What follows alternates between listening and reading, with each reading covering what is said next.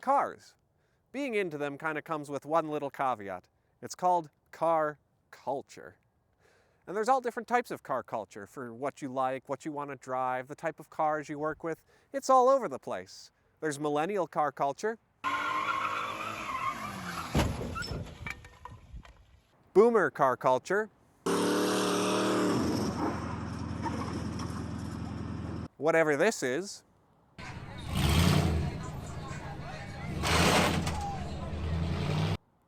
and they're all different. They all have their own unique flavors. And much like the way that I like weird cars, I like weird car culture. And today, I want to learn about weird car culture.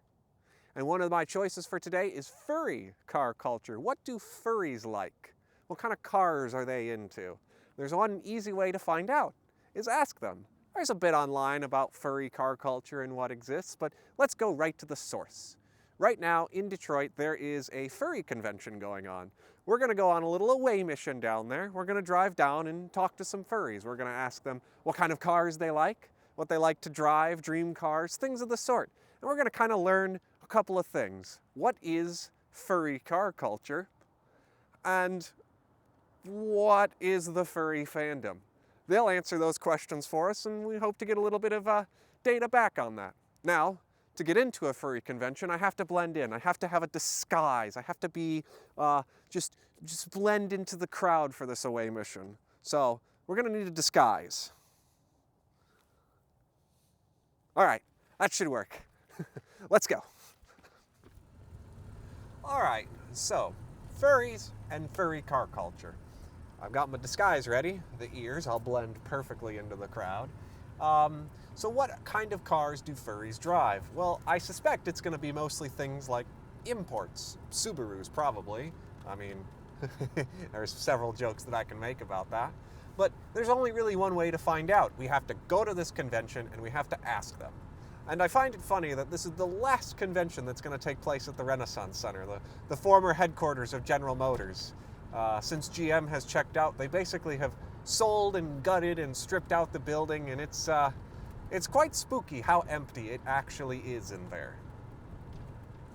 So I've devised a little bit of an interview sort of setup that I've got going on. I'm going to ask the furries a couple of questions. Question 1. What car do you currently drive?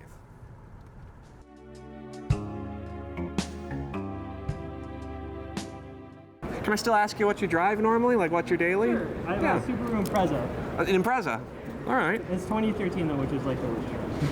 They're still cool. It is still a nice car. I actually just sold my 01 Sierra and just bought a 16 Silverado. So, my daily, I'm a moto fur, basically motorcycle, 2 wheels. Oh, okay. Unfortunately, I live in the great state of Florida, so endless sunshine. And it's more or less a Indian Challenger. Oh, nice. So it's a touring bike, bagger, that sort of thing. But, however, I do drive a Mini Cooper S 2015, so it's fairly newer. But they both are my dailies. I drove a Subaru Outback. I drive a 2017 Chevy Spark with a 5-speed manual. Oh, nice. Yeah. Not many of the manuals that were floating around. No, not really. Not nowadays, but driving manual is like my favorite thing. My daily 2007 Honda CR-V. Currently, I'm driving a 2012 Ford Edge. I drive a Honda Civic. Civic. A daily driver? Mm-hmm. A truck, a Ranger pickup truck? Ooh, what's the daily driver? 2008 Scion. Oh my gosh, that's so cool. Stop. He hasn't drive yet. But the car that I do use is a 2005 Toyota. All right, Corolla or something? Toyota Camry. All right. My daily driver is a 2017 Chevy Cruze hatchback. Ooh. I drive a Honda CR-V. All right. Right now I have a 2021 Ram 1500. My daily is a 2010 Honda Fit. Honda Fit, you said? All right. I don't drive. Oh. If you could get a car, though, what would you pick? I don't know enough about cars to know. I'm just a dog. That's fair. That's fair. I got a Subaru Crosstrek. All right. The orange one. I drive a CRV. All right. I have a second car though, but it's my project car. Well, what is the project car? It's on me 94 Miata. And All right. I have a Ford Maverick. All right. Mazda Miata. Which version? ND. ND, all right. I got a Jeep Compass. We both do. Yeah, we both have Jeep Compasses. Question 2. What is your dream car, bike, truck, whatever? What is something that if you could pluck it out of thin air and drive it right now, what would it be? It can be reasonable, it can be unreasonable, whatever you want. What would you be driving right now?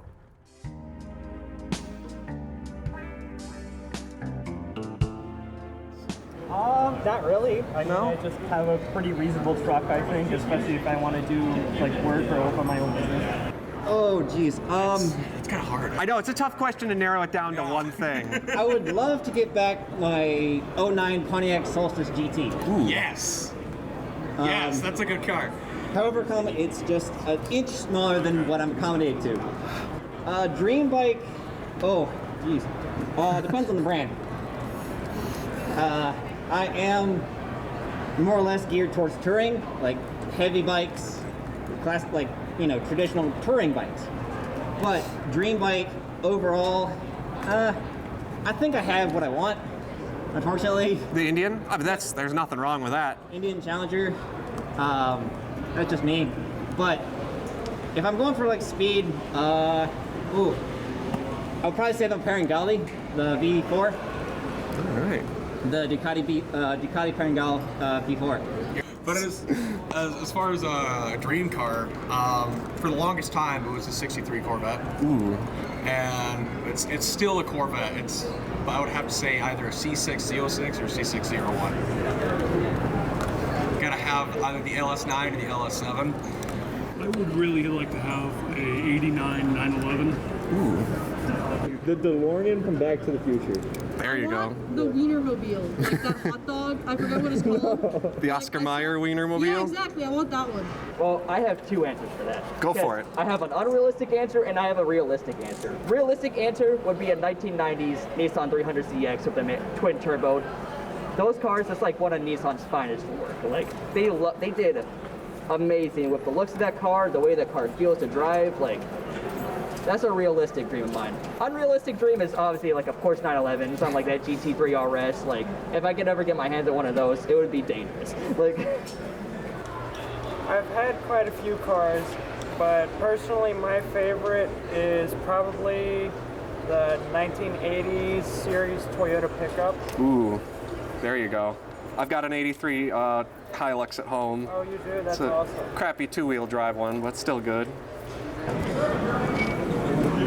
All right, so you say you're not super into cars, but did you find them interesting at all in any way? Oh, absolutely. My grandfather left me a 1960s Pontiac, and I can't tell if it's a GTO or not. It's a weird 66 convertible model, but... Nice. So that might be the answer then, but let me ask you something. If you had like a dream car, something that, that I know it's tough to narrow it down sometimes, but one that you really wanted, what would you say that it would be? Or would it be that 60s GTO? Yeah, I mean, it was a car my grandfather left me, so it has a lot of sentimental value. I mean, we now live in the same house and we inherited the tools. I get that. Mechanically inclined family. Besides the GTO, if there was one that you could get your hands on, just pull out of thin air, what would you grab? Out of practicality, I'd probably want a truck that's a hybrid that can either be running separately from the electric or the combustion system. Kind of like, I think like the new Maverick's kind of like that. It might be. To a degree.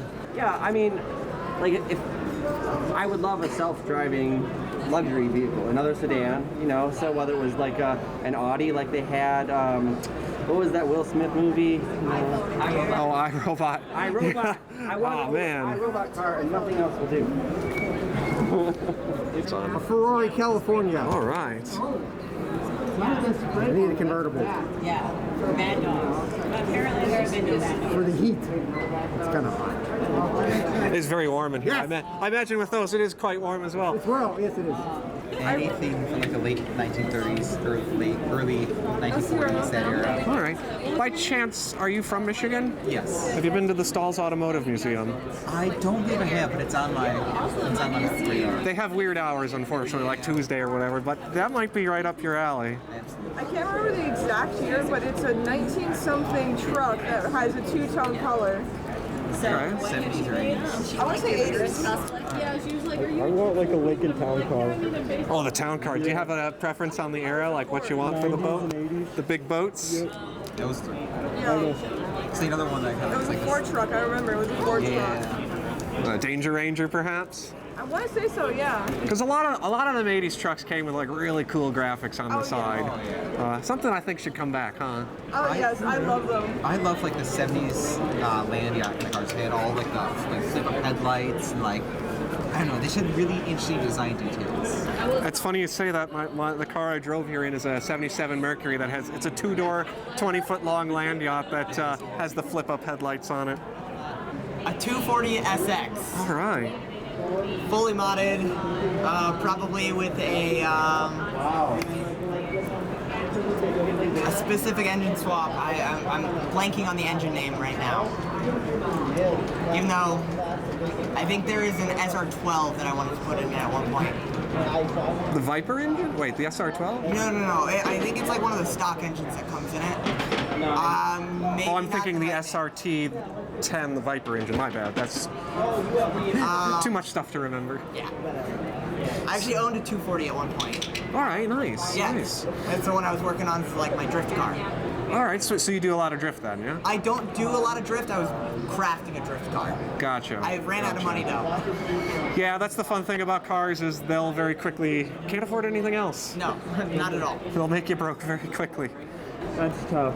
I know, just to choose one is a tough thing to do. Yeah. You can list off a couple.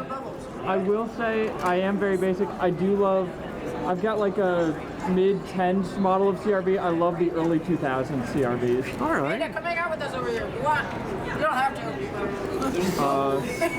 I love, this is also basic, but I like an old Miata. I like a lot of different cars. There's so many. I like ones with cool shapes. Very unique shapes. 2012 Lamborghini Aventador. I think that's a practical choice. Yeah, you can have one person in it, and that's it. I want to say like the practical answer, which is a Corolla GR. Ooh. I have a thing for hatches, but I also know that there's reports of some of them catching on fire. That's part of the fun. Yeah, you know, risk reward type thing. What's the impractical answer? The impractical answer would be like a Supra, like an old Supra. Or actually, a Nissan Stagea RS. But I have to import all of it. I don't want to do all that. No, we never got all the fun cars here in the States. A Suzuki Jimny. Oh, there you go. Most of them are illegal in the U.S. Other than the ones that are over 25 years old, that you can import them. Like those ones are, you know, they're old, but they're still cool. But the modern ones, like, I would love it. I can't have it. It'll be an RX-7. All right, there we go. I think those are awesome. What's the project car? 1984 Pontiac Fiero. Oh, nice. You know, you say, all right, I'm gonna make a joke here. You say you're not a furry, but all your answers are lining up with a lot of interest. Yeah. Do you have a dream?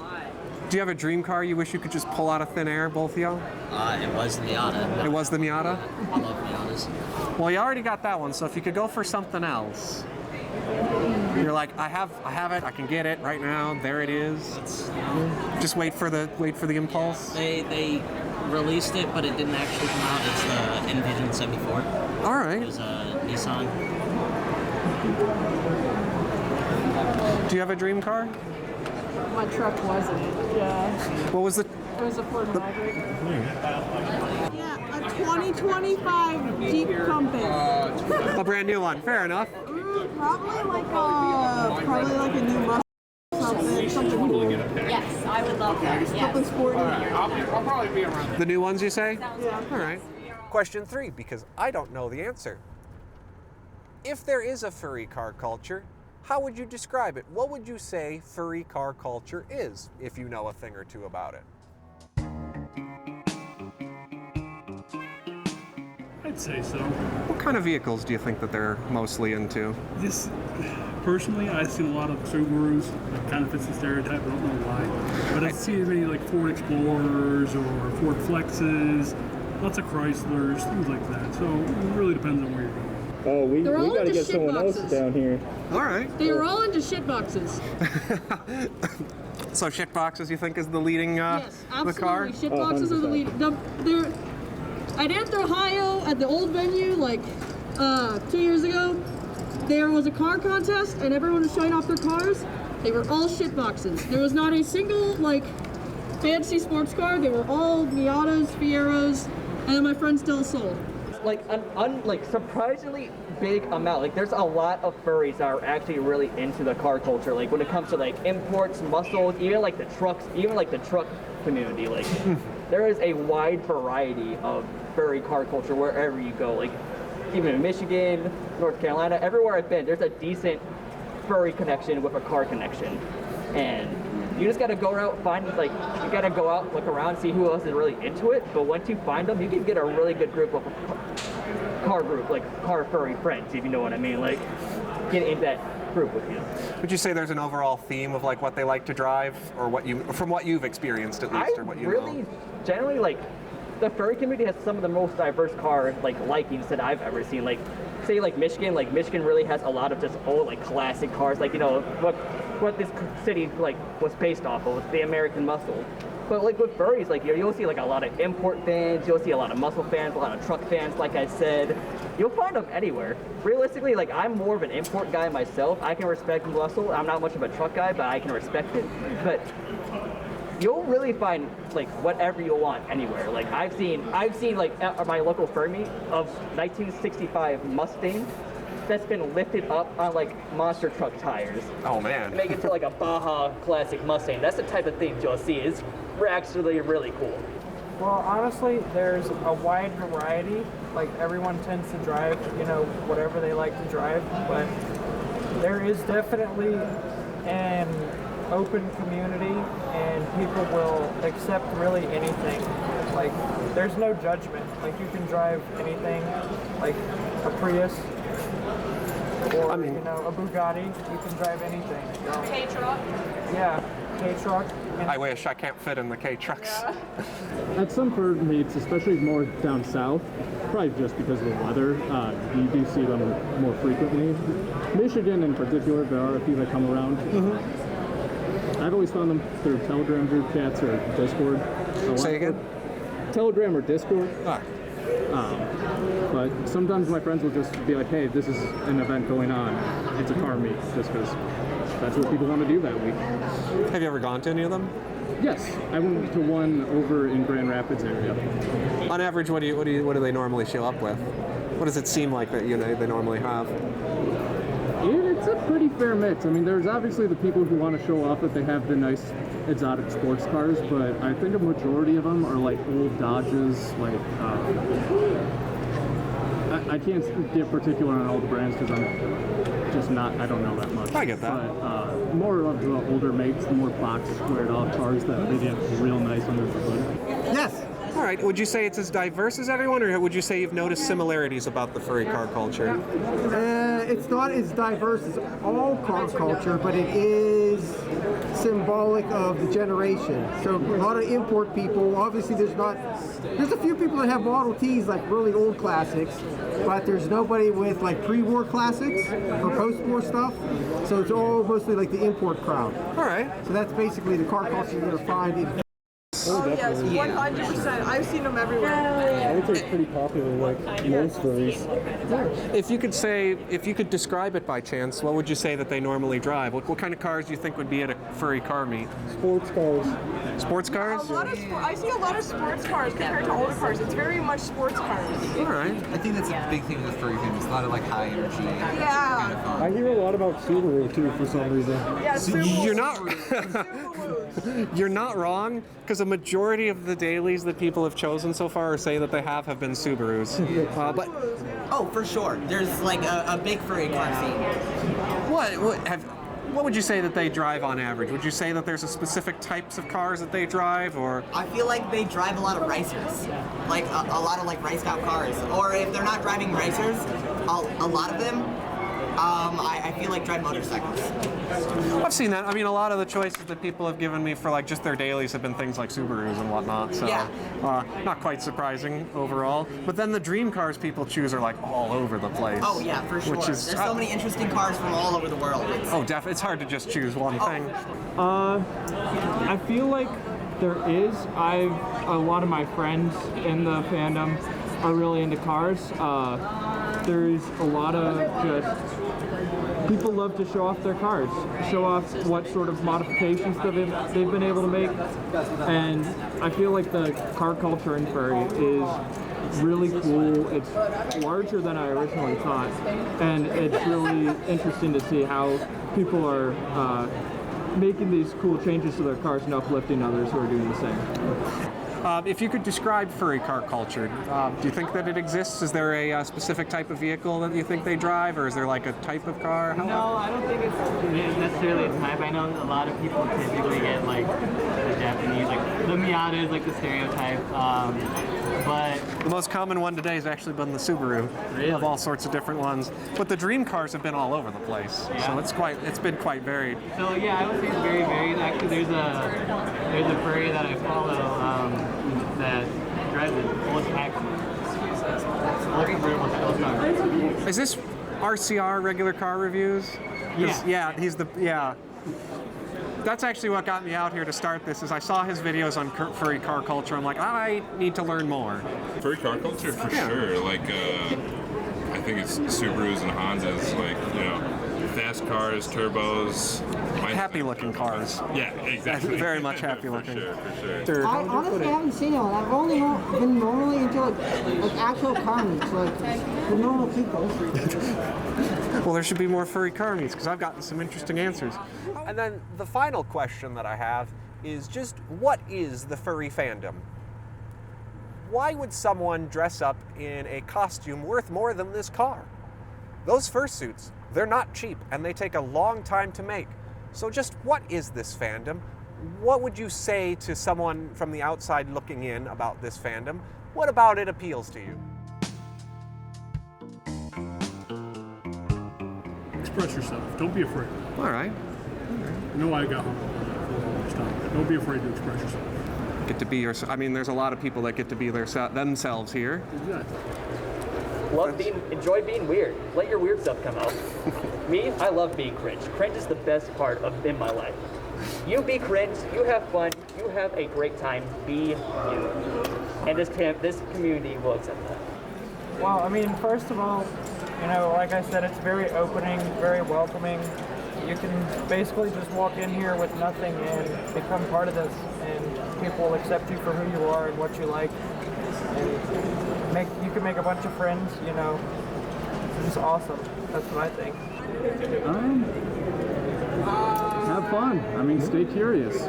There's always so much to learn. You just got to be looking for it. It's not that niche. It's a lot of like normal stuff, but with customs. That's true. Like, what do we like to do? We like to sing around and socialize. Hi. Hi, Hebe Lion. Hi, meow, meow, meow, meow, meow. Meow, meow. That's not the sound lions make. Yeah. There we go. See, I told you Hebe Lion. So cute. Oh. Of all the conventions I've been to, this has been one of the nicer ones. Everyone's very polite, very friendly. It's sort of like not what you think it is, but it is. I mean, everybody seems to find community in the group. That's what I'm trying to say. So it's diverse in different backgrounds everybody comes from. They find a way to make common, friendship and stuff through that. So that's what it's basically like. It's common ground to find friendship, in similar interests. So? It's kind of a bunch of loaded mascots question. running around. All right. A bunch of people. Oh, sorry. No, you go. I would say a bunch of people who love animals and art. All right. Yeah, I agree with it. I think it's just like a positive, inclusive community. Like everyone's just here to hang out and have fun. I would also describe it pretty welcoming. This is my first FurryCon. How is it so far? It's been a blast. I've met a lot of really cool furries. I've met a lot of really cool people. Taken a lot of cool pictures with a lot of cool people. All right. Yeah. I haven't met anybody that was like odd or outstanding. But just overall very welcoming. Very welcoming. No, that's okay. Very cool. Everybody was chill. Furry Fandom is a place where people can be true to themselves or whatever they want. It's a place where you can escape everyday restrictions, everyday just stuff that's imposed on you, and truly be who you want to be. All right. These are some of the nicest people I've ever met. A really interesting group of people. And if you spend 5 minutes with anyone, it'll change your mind on anything you have against furries. Think of the most inclusive and welcoming people that you can imagine that are just a little weird. If you could describe the furry fandom to someone, how would you describe it? Community. I've seen that. Of people that want to be animals. Something like that. Something along to that. Yes. Well, thank you very much. I appreciate it. Have a good rest of the convention. Thank you. People wearing big Chuck E. Cheese outfits running around. It's awesome. It is. I think that they're an incredibly artistic and creative community. I agree. The fursuits I've seen have been great. Haven't really met anyone that's been like me, Everyone's been incredibly polite since I've been here. It's been quite the nice convention. Right? Excepting costumes.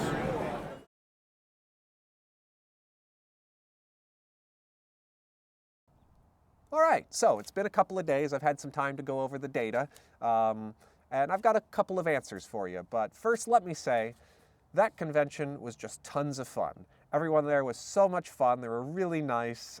Even if they didn't want to be on camera, they were all really fun to talk to, and I got a lot of interesting information out of it.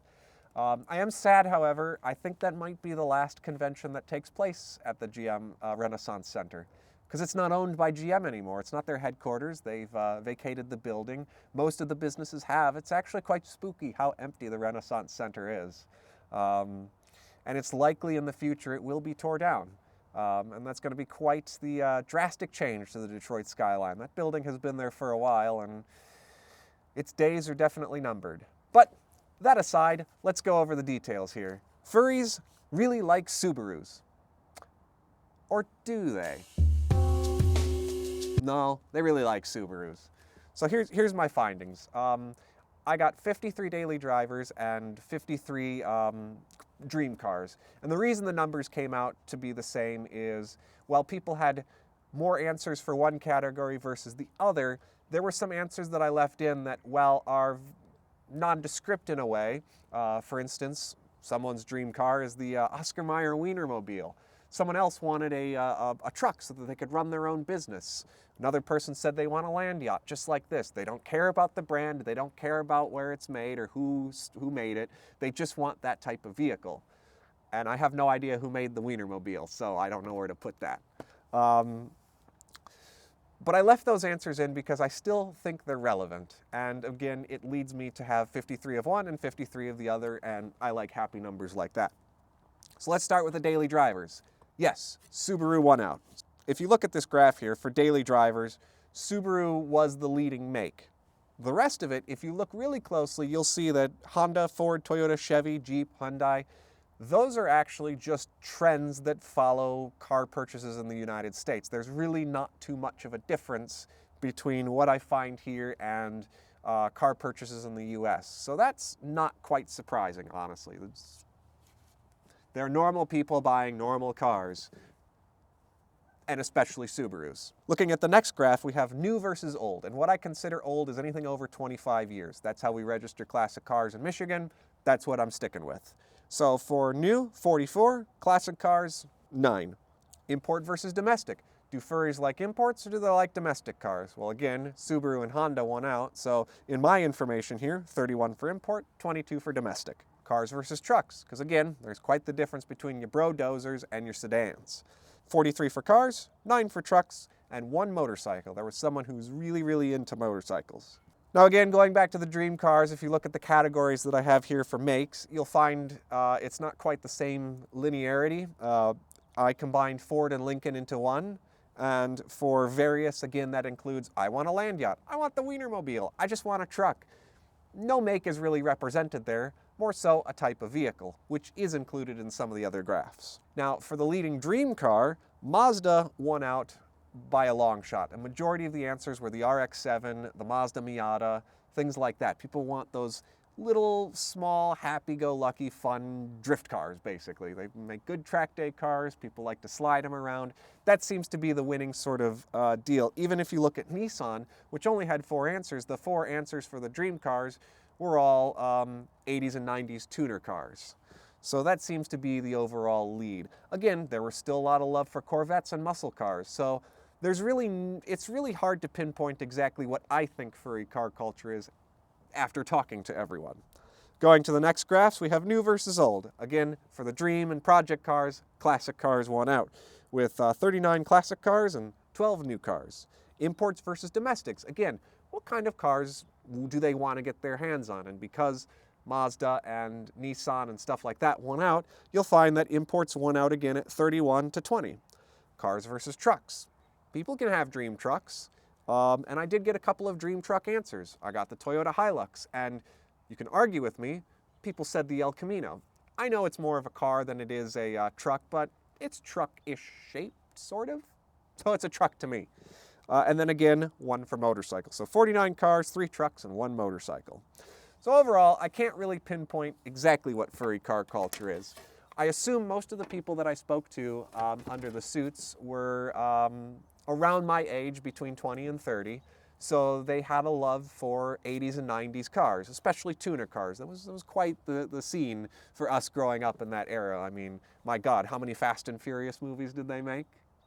But beyond that, there was still a lot of wide variety of answers, from muscle cars to the Wienermobile to someone who was very interested in 1920s cars. There's really no way to pinpoint what the furry car culture is, other than quirky. Diverse, all over the place. A lot of the people I met, not a single suit was the same, not a single person had the same background or same lifestyle. They all just enjoy this fandom for what it is, and so they bring everything to the table. And if you listen to some of their answers, that's the thing. Be weird, be yourself. You don't have to be anyone specific. So overall, I found this to be quite the experience. And I want to thank you for watching. I hope you found this somewhat entertaining. To the 5 of you that are watching. And if this does actually make its way out, which I'm not overall anticipating it to, but if this does make it pretty far and wide, welcome, thank you. This is just my personal blog. I make these once every 6 months, maybe. This is just for my own experimenting and playing with video. So again, I hope you enjoyed, and I don't know, what car-related group things should we do next? Give me some suggestions, and maybe I'll go back to the lab and play with all that high-voltage stuff again. So, again, thank you. Have a good night.